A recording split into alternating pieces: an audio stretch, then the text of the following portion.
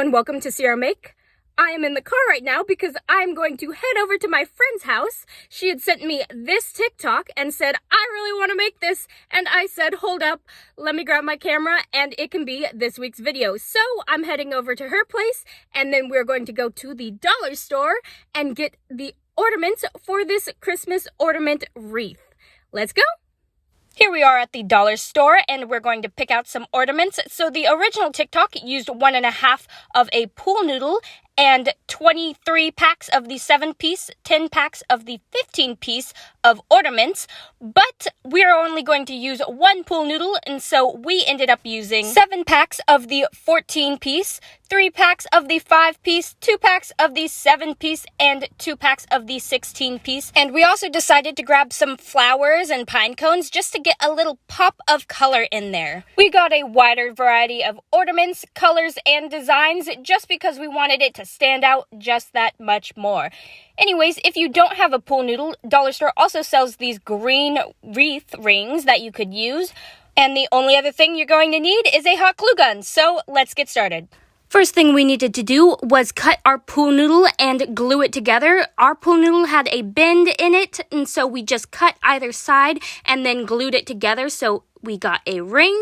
Unfortunately, because it is a pool noodle, aka insulated plastic, it actually keeps the heat in from the hot glue and also melts. So it wasn't doing a great job of binding it together. So I came up with an idea. You can see it right here. I took the container that was holding the ornaments and I cut it and used it as a sort of splint to hold my pool noodle together.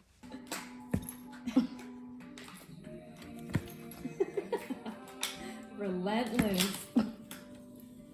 Anyways, with our pool noodle complete, it's time to glue the ornaments onto the ring. So here we have them separated by color, and we are just going to put a dab of glue onto the ornament and then glue it onto the foam.